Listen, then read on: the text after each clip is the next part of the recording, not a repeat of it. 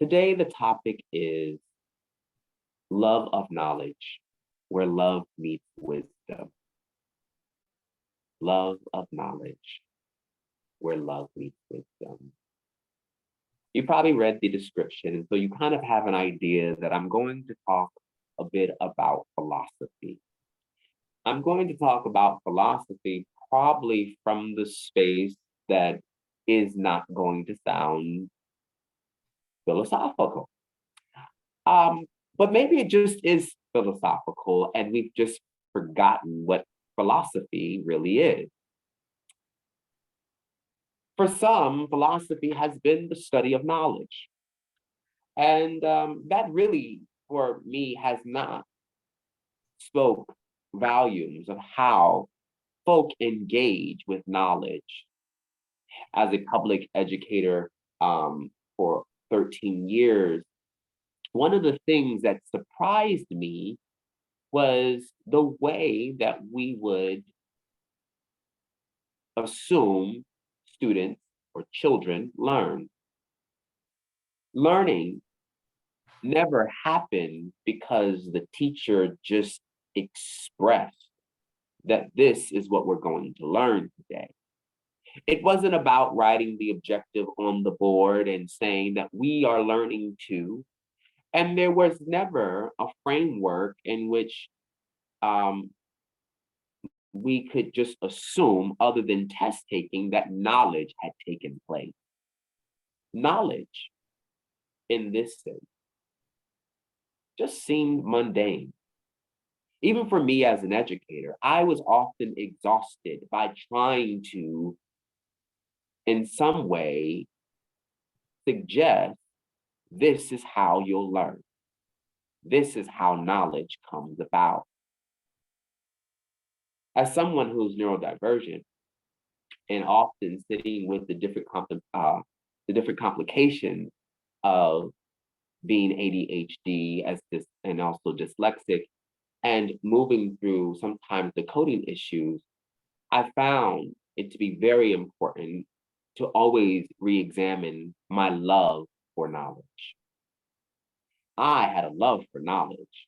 I've always had a love for knowledge.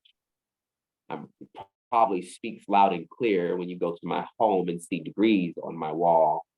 Or sometimes it will show up in the spaces where you see me get excited about creating with others and collaborating and sharing in others' stories. Most of all, I am deeply in the practice of relationship building. And because I love relationships, that is another form of knowledge. Knowing how to share in others' experiences, knowing how to share in not only their stories, but also hold them dear, and making sure that I meet folk where they are. In a actual Greek translation, we all know that philosophy really means the love of knowledge. Philo, meaning love, or phila, right? And Sophia, right? Meaning wisdom. This love for wisdom, this love for knowledge.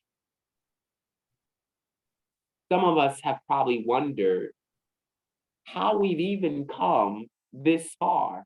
It's probably because you actually innately and over time have evolved due to your own love for yourself. And you have found ways to navigate your own knowing and your experiences. These experiences have probably informed a deep well of wisdom. That wisdom can look different for all of us. But the process of being able to love your wisdom, to love your knowledge, comes when you decide to love yourself in this process called life. Often that is a closing that I use for my show, or often on IG. Instagram and Facebook. Love yourself in the process called life. Could it be that we are all philosophy? That we are philosophy, that we are embodying the philosophy that we need daily. That if we acknowledge the love that we have for our own wisdom and the need to honor our life as a path of knowing, that in some way we not only share with that with ourselves, but we share with others. Felix Adler often talked about eliciting the best in others. Maybe this is because he probably understood the power of philosophy as a practice embodiment. Maybe it's because Adler understood the relationship of knowledge and also love and also with people. There is something very unique about knowledge in this way. When I go back and I look at the work of the erotic phenomenon by Jean-Louis Marion, one of the things that he really points out in his book, he begins to examine Descartes. I think, therefore I am. He argues that in that moment, the argument is in vain. I think, therefore I am. And so he makes this counter argument saying that being is the first experience of love. It's not the thinking. It's the fact that you are loved. And as a result of you being loved, you experience your I am, your presence.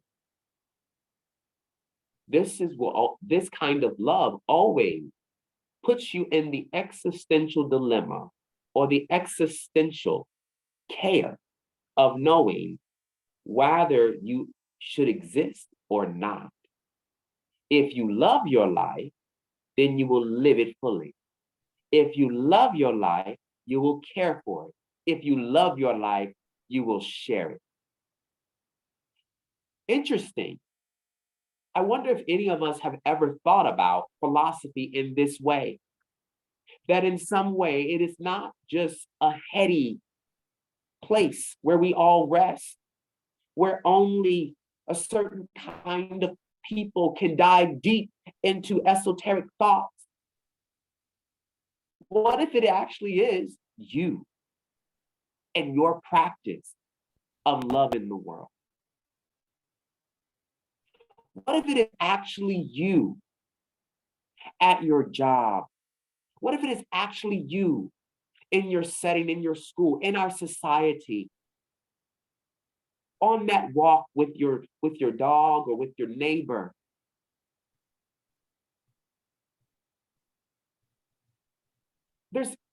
There's clearly a sense of reverence for philosophy as a sense of love for yourself. But this is nothing new. Of course, this book I read was published in 2000. And as a result, I think we can go a little bit deeper. And I invite us to go a little bit deeper because love in this way, when Miriam is talking, is truly about us exploring intimately ourselves. But I don't think we can get there unless we invite the work of Audre Lorde. Audre Lorde is clearly one of the few folk that I can trust when we talk about the erotic. So yes, I can read a book entitled The Erotic Phenomenon, but I want to invite us to consider for a moment that no one spoke it probably better than the erotic as power. This probably sounds very familiar. We've probably heard terms like knowledge is power. In Audre Lorde's essay, The Uses of the Erotic, she began to unpack the erotic as power. It was published in 1978. Audre offers details outlining female power, very different than Jean Luce, who was a French philosopher and man. Very different power. And why it is so often limited, constrained, labeled, put in a box, and left to gather dust. Audre Lorde is pushing on a narrative. She's at odds with the understanding of knowledge. She is pushing on what kind of knowledge can take us further. Jean Luce can talk about love, but Audre will talk further about the power of philosophy as an erotic resource. It is an erotic resource, each of us that lie deeply in female and spiritual planes, she says, firmly root ourselves. We firmly root ourselves. She said it best like this: there are many kinds of power, used and unused, acknowledged and otherwise. Hence why I can say to you today that you are philosophy. The erotic is a resource within each of us that lies deeply in the female and the spiritual plane. Firmly rooted in the powers of our unexpressed or unrecognized healing. The funny thing is here, I know the first part of this conversation that Audre Lorde starts off with is defining for us when we use the term erotic as an act of knowledge. The first thing that comes up for most folk at this time is the framing that to have such knowledge, to share in such feeling of knowing, a feeling of knowing, an emotional intelligence, if you will, can often be seen as pornographic. Go figure. The erotic is a measure between the beginning of our sense, she says, of self and the chaos of our strongest feelings. I'll say that again. I think that's just very beautiful, right? The erotic knowledge is a measure between the beginning of our senses of self and the chaos of our strongest feeling, right? It is an internal sense of satisfaction. This is why the question of do we love our life and the way that we live our life, and if we are living it fully, as we state in our identity statement, and able as we know how satisfied are we with our lives that we can even aspire to more?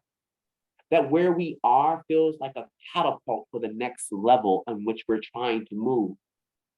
Or maybe it is the next level in which our being can actually embrace a framing of becoming.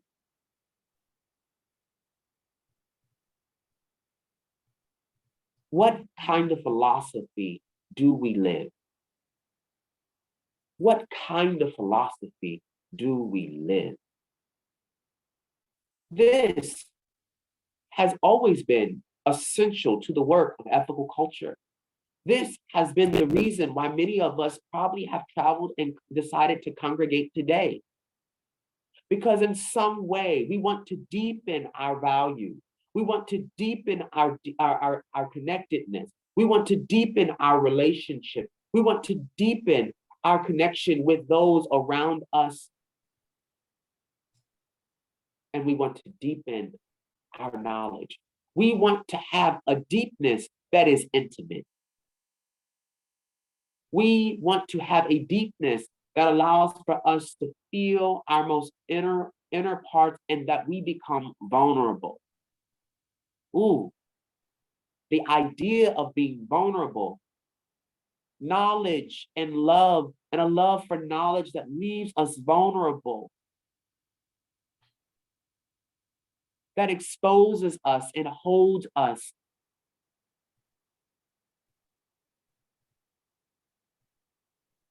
To sit with that. Vulnerability can, for some of us, create anxiety. Vulnerability can sometimes make us feel that we have exposed too much.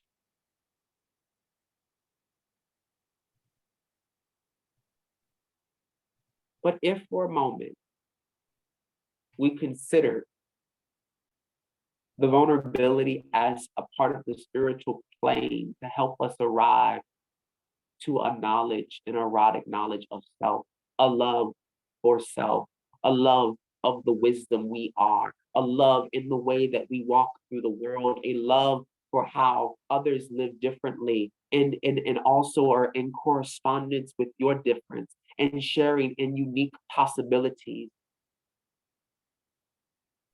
What beautiful knowledge.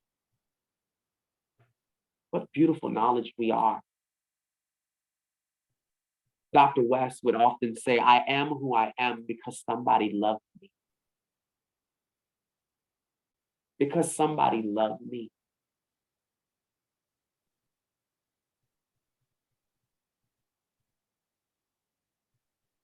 This is a very important idea of thinking about ourselves as sensational beings, sensorial beings, beings that are in touch.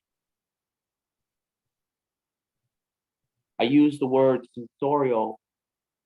If you are familiar with Montessori, there are sensorial practices where students learn by using their hands, their sight, their nose, their eyes, their smell, so on and so forth. The sensorial framework motivates the learner. And I want to encourage us today to think about the motivation. What senses need to be unlocked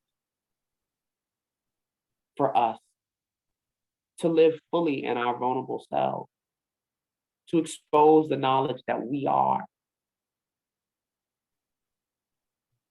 What intimate ways do we need to know ourselves again so that we can live out the full meaning of the wisdom that we have and possess?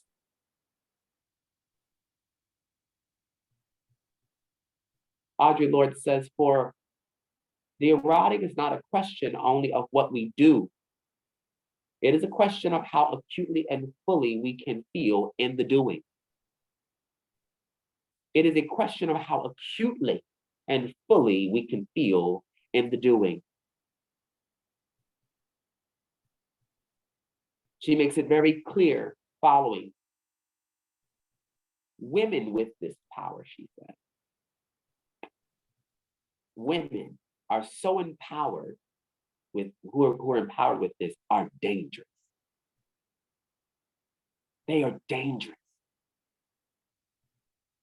I want to express that there is a danger when you decide to live and love the wisdom you are. It is difficult, it is challenging, but if you decide to know yourself and love yourself in the knowing, you can come to this arrival that believing in yourself, believing is a form of knowledge. And our ability to believe in ourselves is the way that we arrive to the erotic. It is eros. It is love. It is intimate. It is vulnerable. It is exposed. It is a philosophy so available to all of us. The question is, for many of us, is probably, how do we get out of our head and into our body? Have we fallen in love with ourselves enough? Have we fallen in love with our experiences? Have we fallen in love with the fact that we are able to speak to our existence and say that we can live full and capable?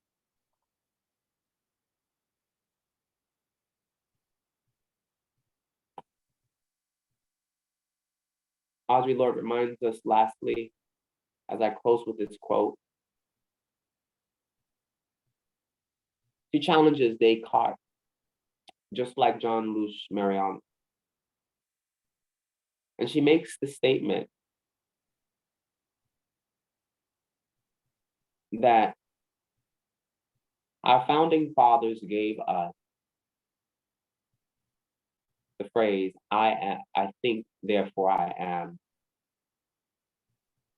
But the poet, the Black mother in all of us, says, uh-oh, I just went blank in my head. Hold on. I can't believe I just did that. It was on the tip of my tongue. Give me a quick second. It's gonna hit me. There it is. Our founding fathers told us, I think, therefore I am. But the Black goddess in all of us, the mother, whispered, I feel, therefore I am free. Therefore I am free. I feel, therefore I am free. I invite you to get in touch with yourself. I invite you to fall in love with yourself. Love your wisdom.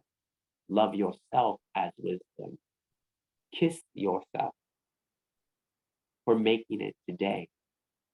Hug yourself for getting up and moving along and setting the path of purpose. Appreciate yourself for having a future in mind. That is what knowledge looks like. You deserve it.